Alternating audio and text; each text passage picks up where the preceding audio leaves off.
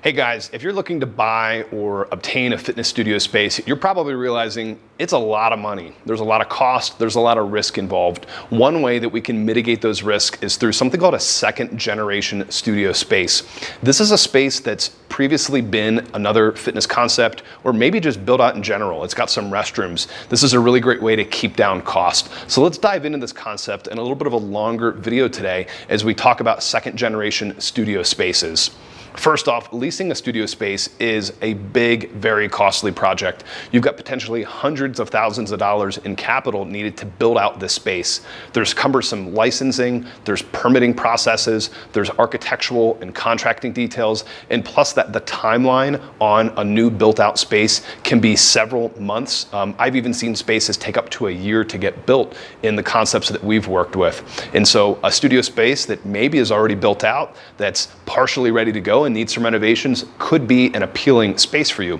This is what we call a second generation lease. Second generation leases are leases that really just had a prior tenant. There was someone in that space before. And if they were in that space before, it's likely that they put in restrooms, some drywall, a ceiling, maybe even some lighting and flooring as well. And so normally there's significant improvements that need to be made to these spaces in order for them to be reusable for you. It may have been an attorney's office or an office space, or maybe it was a CrossFit gym and it's just perfect for your use case. In any case, there's generally going to need to be some updates. We're typically talking ceilings, walls, electrical, lighting, maybe even some plumbing. And for a lot of the concepts that we worked with, we're looking for a little bit more of a sophisticated heating and air conditioning concept. You could even add a couple of extra items on top of it. Keep in mind, you're going to need to purchase equipment, fitness flooring, and some mirrors, and whatever decor you decide to personalize your space with. Now, obviously, these are some nuances that you need to invest in, but there are some downsides that we need to think about. Design layout is probably one of the biggest considerations. In a first generation space, when it's a brand new, you get to decide the entire layout and use it as efficiently as you want for your concept. In a second generation space, you don't generally get as much decision in how that layout happens. And so, you may need a fresh coat of paint, and you may need to do minor to moderate repairs, and you're going to have to bring in your preferred equipment. But unfortunately, that layout is not going to be exactly where maybe you want the restrooms or maybe where you want the front desk. And so that layout may be a bit wonky. A good example is if you've got a fitness concept that was built out to be a 2-room yoga studio. That may ideally sound like the perfect way to build out your space, but you're an open concept. You have a big fitness room for HIIT training. In that instance, you're actually gonna have to do quite a bit of demolition to knock down those walls in between the yoga studios. You may have to remove a drop ceiling. And so a lot of times we get these use cases that actually create quite a bit of work in order to redesign and get that design layout to be exactly what you want it to be for your concept.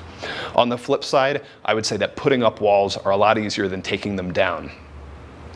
Additional examples of things you may need to think of for repair and maintenance would be replacing your HVAC units, humidification systems, repairing any plumbing leaks. Water damage can be an issue with old spaces, adding electrical or plumbing lines, repairing flooring or replacing flooring, and then bringing the existing space up to building code. We see a lot of ADA issues and areas where code enforcement requires new tenants to build a space out specific to the new codes in your area. So also remember, when you're buying a second generation space, you're buying a space, not a business. If you're relying on that prior business's clientele, either who are there currently or who were there in the past, they're probably not going to be looking to your concept to continue their fitness journey. And as a matter of fact, we often see the flip is exactly true, where you have to overcome this reputation. We've been involved with concepts where a hot yoga studio thought that the system was going to be perfect. They had sophisticated heat and humidity, but the downside is that prior tenant had a terrible reputation in their community. And so they had to kind of bring that light in the community and say, hey, look, we're something new. We're trying to do something different than that prior concept. Overcoming some of those prior reputation hurdles can do more harm than good when we're thinking about second generation spaces.